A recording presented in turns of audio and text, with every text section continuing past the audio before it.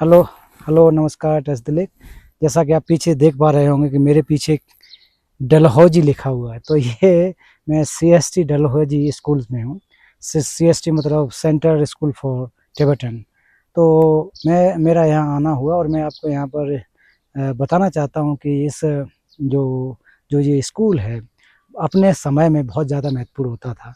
1963 में इस स्कूल की स्थापना हुई। हाल ही में 2023 में जो कि सिल्वर जुबली के रूप में मनाया गया, और अपने आप में इसकी बहुत एक वैल्यू है, अपना एक मतलब है। क्योंकि जैसे कि एक इमोशनली अगर कहा जाए तो मैं इससे अपने आप को जोड़ करके ऐसे देखता हूँ कि मेरे जो गुरुजी प्रोफेसर समदो रिम्पोछे जी, वो यहाँ पर प्रिंसिपल हुआ करते थे। मुझे यहाँ आकर के जानकारी हुई कि वो यहाँ पर प्रधान अध्यापक रहे, प्रिंसिपल रहे, काफ़ी समय यहाँ पर उन्होंने गुजारा। और इसके साथ साथ जो सेंजी लोप्टा मतलब इंस्टीट्यूट फॉर बुद्धिस्ट डायलेक्टिक, वहाँ के डायरेक्टर या संस्थापक केंदम्बा लोकसंग यासो जी, वो भी इस विद्यालय से जुड़े रहे। और परम पावन जी के विशेष अनुरोध पर प्रभु धर्मशाला आकर के वहाँ पर सेंजी लोप्टा बनाया, जहाँ से मैं खुद पढ़ कर के निकला हूँ। तो मैं दो गुरुओं को जानता हूँ कि जो इस विद्यालय से निकले हुए, लेकिन आज एक जब यहाँ आता हूँ तो मन थोड़ा सा खराब सा लगता है, क्योंकि किसी समय में ये विद्यालय अपने आप में श्रेष्ठ होता था, बहुत ज़्यादा ये प्रसिद्ध होता था। जैसे कि जो टॉप क्लास के बच्चे यहाँ पर आते थे, पढ़ते थे, और पूरी दुनिया में अलग अलग जगह पर उन्होंने अपने ज्ञान को बढ़ाया हुआ है। उसमें से कि जैसे अभी पूर्व में नाम बताया, इसके अलावा भी बहुत सारे बड़े बड़े धर्म गुरु भी प्रारंभिक स्कूल की पढ़ाई करके यहाँ से गए हैं। और जब मैं सुनता था कि डलहौजी में ऐसा एक स्कूल है जहाँ पर से ये निकले हैं, वो भी पढ़ के निकले हैं, तो वास्तव में इस स्कूल का एक अपना महत्व था। तो इसलिए जब मैं यहाँ पर आया और मेरे साथ में हमारे जो यहाँ के सेटलमेंट ऑफिसर श्री केलसन तेंजिन जी, तो उनके वजह से एक आने का अवसर प्राप्त हुआ। और उनसे जब बातचीत हुई तो जाना कि यहाँ पर एक स्कूल है, लेकिन आज के समय में ये बंद है। यहाँ पर बच्चे न होने की वजह से स्कूल संचालित नहीं हो पा रहा है। तो इस विद्यालय में जो कि इसके प्रांगण को अगर देखा जाए तो बहुत बड़ा अभी आपने प्रांगण देखा, पीछे बिल्डिंग्स हैं। यहाँ पर जो बॉय हॉस्टल और गर्ल्स हॉस्टल यहाँ पर हुआ करता था।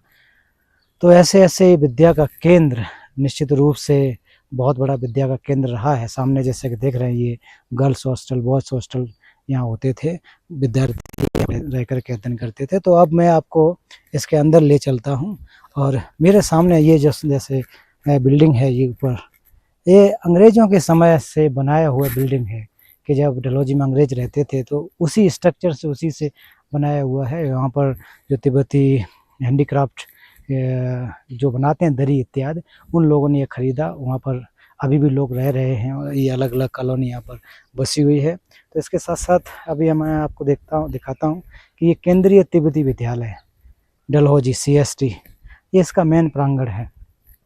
और मैं आपको यहाँ पर ज़रूर दिखाना चाहूँगा कि यहाँ पर मैनेजमेंट, प्रधानाध्यापक, क्लासरूम्स इत्यादि कहाँ होते थे।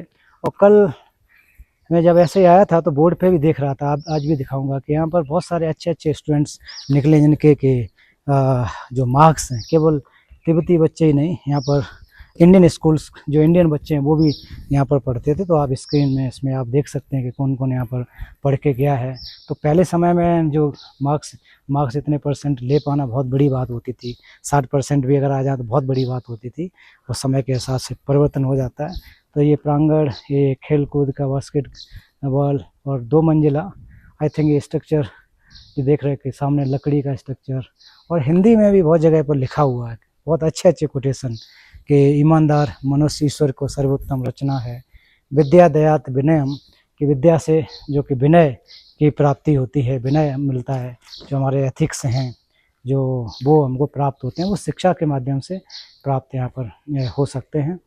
तो ये चीज़ें देखें तो आज जो भले ही संचालित अवस्था में नहीं है, लेकिन इससे बहुत सारे माइंड्स जो कह सकते हैं ना, यहाँ से निकले हुए हैं। तो मैं आपको यही बताना चाह रहा था कि बहुत बड़े, लगभग 63 से लेकर के 50-60 वर्षों तक इस विद्यालय ने बहुत सारे अपनी सेवाएं दी हैं। और ये प्रधानाचार्य का कक्ष, यहाँ प्रधानाचार्य जो अलग अलग गुरुजी लोग रहे हैं, वाकई मेरे लिए सौभाग्य की बात है कि इसमें मैं देखना चाहूँगा कि ये प्रिंसिपल का रूम, यहाँ हमारे पूज्य गुरुजी भी यहाँ से प्रिंसिपल रहे हैं, प्रिंसिपल होकर निकले, निश्चित रूप से नमन करने का एक जगह बनता है कि वाकई बड़े बड़े गुरु यहाँ पर देख सकेंगे। प्राइज़ की लिस्ट लगी हुई है, तो ये सब यादें रह गई हैं कुल मिलाकर के। और आने वाले समय में फिर से ऐसा वक्त आएगा जहाँ से कि फिर एक ज्ञान का केंद्र ये पुनः स्थापित होगा। तो यहाँ पर कोई बैठता है क्या अभी आजकल? नहीं, अभी बंद है सर। अच्छा, फिर ये लेकिन ये साफ सुथरा आप रखते हैं। ये हमारे भाई यहाँ देखभाल करते हैं। क्या नाम हुआ? दीपक कुमार जी। दीपक जी, आप कब से यहाँ? मैं सर यहाँ 4 साल हो गए यहाँ। अच्छा, कभी यहाँ पर देखा आपने बच्चों को पढ़ते या फिर खेलते? जी, पहले मैं एक्चुअली डीपीएस स्कूल में हुआ करता था। अच्छा अच्छा, तो काफी बच्चे यहाँ स्कूल में पढ़ते थे, बहुत अच्छा स्कूल चलता था ये। बहुत अच्छा है। इंडियन भी और तिब्बतन भी अच्छा, मिक्स बच्चे पढ़ते थे। अच्छा, अभी अच्छा था। ओह, तो अभी आप देख रहे हैं पूरा? जी जी, अभी देख रहे हैं इसको, कैमरे वगैरह लगे हुए हैं तो इसको अच्छा, रखना पड़ता है। अच्छा, क्योंकि बंद ना हो जाए तब करके खोलते हैं, नहीं तो बंद। अच्छा वो, अच्छा अच्छा अच्छा अच्छा, बहुत अच्छे फूल पत्ती लगाए हुए हैं। और ये मैं जिक्र कर रहा, ये ऑफिस होता था ना? ये ऑफिस। अच्छा, विद्यालय आचरण का कारखाना है, कितना अच्छा लिखा। विद्यालय जो है आचरण का कारखाना है, कि हमारा जो जो व्यवहार है ना, हमारा बिहेवियर, उसका कारखाना है। और मैं हमेशा यही कहता हूँ कि हिंदी को, हम हिंदी भारतीय होने के नाते हिंदी को जरूर अच्छे से सीखना चाहिए। बाकी की दुनिया के आप कितना भी सीखो, हिंदी राष्ट्रीयता के मूल को सींचती है और दृढ़ करती है। अगर आप, हम लोग इंडियन हैं तो अपनी भाषा को, जो तिब्बती है वो अपनी भाषा को, उसके अलावा आप दुनिया की जितना भी सीखो अच्छा है। और ये यहाँ लिस्ट आप देख सकते हैं। Central school, CBSE topper of class 10 1995 में। उस समय 50% लाना बहुत बड़ी बात थी, 60% लाना बहुत बड़ा बात था। और लास्ट में आते आते 2016 तक भी दिखाई दे रहे हैं। जैसे इंडियन बच्चे भी, सचिन कुमार, भीम सिंह, फिर ग्रेडिंग आने लगा ना, इस ग्रेडिंग। इसके बाद नया शर्मा 76, संदीप, तो मिक्स होता था, हिमांशु, जरूर कहीं ना कहीं ये सर्विस दे रहे होंगे। और ये क्लास 10, ये 12वीं, ये 12वें के स्टूडेंट्स हैं। बहुत अच्छा परफॉर्मेंस रहा है। तो दोस्तों, मैं यही बताना चाह रहा था, आपको दिखाना चाह रहा था कि CST डलहौजी अपने आप में एक बहुत बड़ा शिक्षा का केंद्र था। और आज इसको संजो कर के हम सब की जिम्मेदारी बनती है इसको संजोना है, जिससे कि आगे भविष्य में जाकर के ये पुनः यहाँ प्रारंभ हो, शिक्षा का ज्ञान निकले। क्योंकि आज जो निकले हैं पिछले 50 साल पहले से, आज कहीं ना कहीं दीपक जला रहे हैं। जैसे कि मैं खुद उस इंस्टीट्यूट से हूँ, IVDC सही लोकटा से, यहाँ से गुरुजी जा कर के परम पावन जी के आदेश के अनुसार वहाँ स्थापना की। और पिछले 50-51 आई थिंक 53 वर्षों से लगातार अलग अलग क्षेत्रों में लोग जा रहे हैं, पढ़ के निकल रहे हैं, धर्म दर्शन को सीख पा रहे हैं। केवल तिब्बती नहीं, देश विदेश के सब के लिए दरवाज़ा खुला है।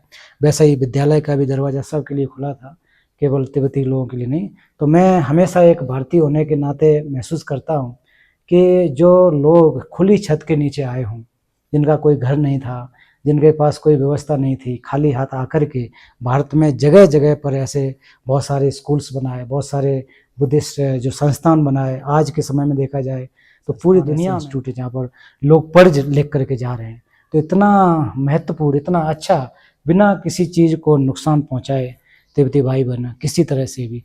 तो हम लोग वाकई इस चीज़ को, हम भारतीयों को समझने की ज़रूरत है कि उनका योगदान पिछले लगभग 60-65 वर्ष में बहुत ज़्यादा रहा है। जब उनके संस्थान में आया, उनको देखा कि वाकई कितना ज़्यादा मेहनत किया, दिन रात मेहनत करके ऐसे जो संस्थान खड़े कर दिए।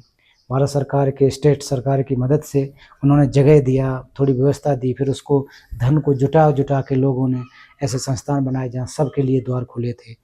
तो ज़रूर ये मेरे कुछ जो हमारे आचार्य गुरुजी लोग, उनसे जुड़ा हुआ है, तो ज़रूर कहीं ना कहीं मेरे अंदर भी वो अंश उनकी बदौलत आया हुआ है। तो मैं आप सभी गुरुओं का मैं कृतज्ञ हूँ कि हमको ज्ञान दिया। और मैं अपने सभी तिब्बती भाइयों का भी बहुत कृतज्ञ हूँ, धन्यवाद देता हूँ कि मैं जो आज जो कुछ भी हूँ, आप लोगों की वजह से हूँ। अगर ऐसे संस्थान नहीं बने होते तो शायद बौद्ध दर्शन का अध्ययन करने का मेरे पास उतना अवसर नहीं होता। तो दुख भी लगता है और खुशी भी होती है कि ऐसे लोग जो ऐसी जगह से आकर के यहाँ पर स्थापना की, लोगों का हित किए। तो आपका सभी का बहुत बहुत धन्यवाद। और अंत में ये सिर्फ और सिर्फ संभव हो पाया केवल एक इंसान की वजह से, परम पावन दलाई लामा जी की वजह से। तो परम पावन दलाई लामा जी भारत में 1959 में आने के बाद निरंतर अथक, तो बिना थके ऐसी उम्र में भी आज भी जनमानस के लिए कार्य कर रहे हैं। केवल तिब्बती लोगों के लिए ऐसा नहीं है, पूरी दुनिया के लिए, विश्व शांति के लिए, एजुकेशन के लिए। तो ऐसे गुरु परम पावन जी बार बार जो है कि हमें मार्गदर्शन करते रहें। उनका जीवन जो है दीर्घ हो, लॉन्ग लाइफ के लिए मैं प्रार्थना करता हूँ कि उनका स्वास्थ्य अच्छा हो और हमारे सभी तिब्बती भाई बहन भी आने वाले भविष्य में जब भी वक्त आए अपने देश खुशी खुशी उसमें लौटें, वहाँ पर जाकर के जो यहाँ सीख करके जाकर के पुनः हमारे तिब्बती भाई लोगों के लिए भी पहुँचे। तो आप निश्चित रूप से तिब्बत देश आज़ाद होगा, उसके लिए हम सभी लोग जितना हो प्रयास करना चाहिए। हम भारतीयों का भी सहयोग होना चाहिए, क्योंकि हम भारत और तिब्बत का जो संबंध है आज से नहीं है, हज़ारों वर्ष पुराना है। चाहे वो धार्मिक हो, चाहे हमारा बिजनेस से संबंधित हो, जो भी हो, बहुत लंबा इतिहास रहा है। तो इस इतिहास के हम सबको साथ चलने की, साथ एक सहयोग देने की आवश्यकता है। तो thank you so much video देखने के लिए। और आपको अगर ठीक लग रहा है तो कुछ सुझाव दे सकते हैं, कुछ बता सकते हैं, कमेंट कर सकते हैं। बट ये मेरा एक अपना बहुत फीलिंग था काफ़ी दिनों से और ये सौभाग्य प्राप्त हुआ। थैंक यू सो मच यहाँ के सेटलमेंट ऑफिसर श्री तेंजन केल्सन तेंजन जी को कि यहाँ मुझे जो बुलाया, खास करके आसपास 4-5 स्कूल्स में जो हिजोलनेस का सी learning, secular ethical emotional learning, तो उन स्कूल्स में जाकर के परम पावन जी का जो विचार है वो जा सके, जिससे कि लोगों का लाभ हो। तो यहाँ धर्म के या फिर बौद्ध दर्शन की कोई वादा नहीं है, कुछ कॉमन ग्राउंड्स हैं जो सबको जानने चाहिए, जो परम पावन जी ने हमको खोज करके दिए हैं। तो thank you so much and see you. नमो बुद्धाय। Touch the lake.